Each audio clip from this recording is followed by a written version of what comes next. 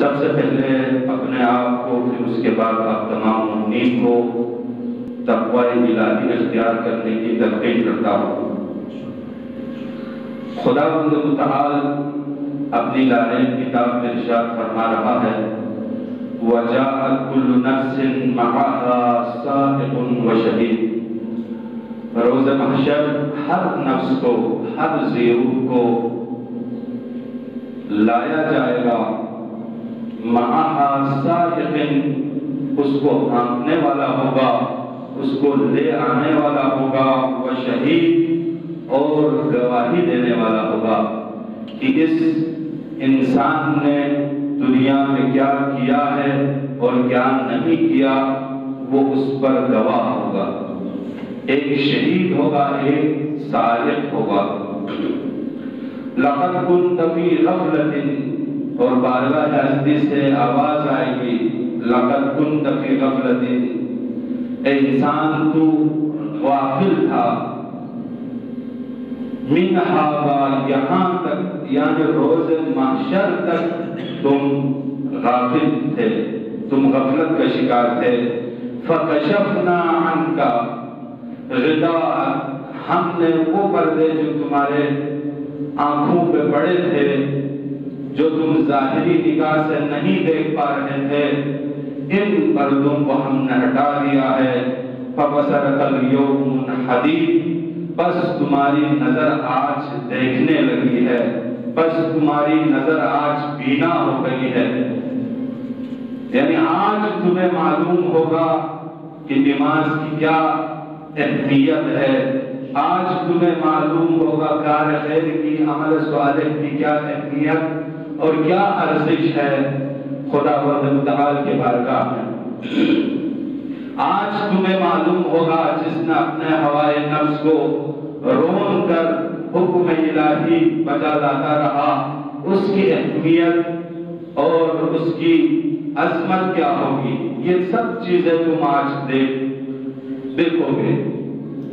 عزیزان محترم، آپ کو خدمت میں عرض ہو چکا تھا کہ تقوی الہی اختیار کرنے کے لیے انسان کو اول بیدار ہونا چاہیے، ذاکر ہونا چاہیے، غافل نہیں ہونا چاہیے۔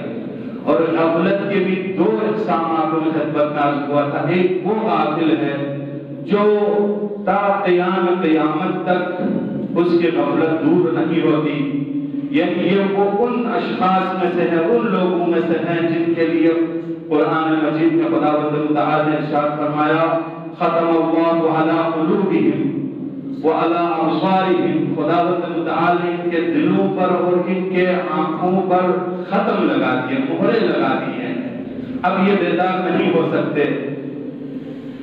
کیوں بیدار نہیں ہو سکتے؟ کیونکہ یہ معید ہے، ایک جوئی کرتے تھے، ہر چیز میں ایک جوئی کرنا یہ اچھی عادت نہیں ہے، اور جو ایک جوئی کرتا رہتا ہے وہ کبھی غفلت سے بیداری کے وادی میں نہیں آ سکتا۔ اور جو مرید ہے، ہر وقت شکوک و شبہات میں جو انسان رہتا ہے، شاکی ہے، ہمیشہ شک کرنے والا ہے، وہ شخص بھی کبھی غفلت کی دنیا سے نور ہدایت یا نور بیداری کی وادی میں نہیں آ سکتا۔ جس کی مثال تاریخ میں اگر آپ کو خدمت میں عرض کروں، ابو جہل ہے، ابو لہب ہے، اور اس طرح کے جتنے بھی تھے منافقین مشرکین میں سے، یہ سب وہی لوگ تھے جو غفلت کے شکار تھے، اور ان کی آنکھیں روز قیامت جا کر کھلیں گی۔ اور ایک غافل وہ شخص ہے جو نہ مرید ہے نہ معید ہے، بس وہ دنیا داری کی وجہ سے یا اپنے جہل کی وجہ سے یا مثال آرزو، اتنی آرزو وہ رکھتا ہے، آرزوؤں کی زیادہ ہونے کی وجہ سے، تمنا زیادہ رکھنے کی وجہ سے، اپنی نادانی کی وجہ سے دنیاوی چیزوں کے ذریعے سے غافل ہے۔ اس غافل شخص، یہ غافل شخص یہ بیدار ہو سکتا ہے۔ اس کے لیے علاج ہے، آپ کو خدمت میں عرض ہوا، ایک علاج اس کے لیے یہ ہے، نماز اول وقت ادا کریں تو غافل شخص بیدار ہوگا، وہ غافلین میں سے شمار نہیں ہوگا۔ روایات میں ہے جو نماز اول وقت ادا کرتا ہو فَهَذَا لَيْسَ مِنَ الْغَافِلِينَ، وہ غافلین میں سے نہیں ہوگا۔ اور اسی طریقے سے جو بھی 40 قرآنی آیتیں روزانہ تلاوت کرے گا فَهَذَا لَيْسَ مِنَ الْغَافِلِينَ، وہ بھی غافلین میں سے نہیں ہوگا۔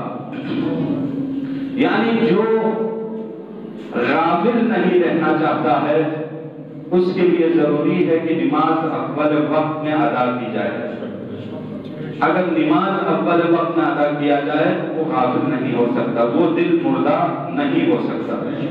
رسول خدا صلی اللہ علیہ وسلم نے ارشاد فرمایا ایما عبد مؤمن حافظ علی صلوات المفروضہ، وہ مومن جس نے اپنے صلات مفروضات کو محفوظ کیا، صلاھا لوقتہا، اور اس نے انہی اوقات میں اول وقت میں ان نمازوں کو ادا کیا، فلیس ھذا من الغافلین، یہ غافل لوگوں میں شمار یہ نہیں ہوگا، یہ ذاکرین میں سے شمار ہوگا۔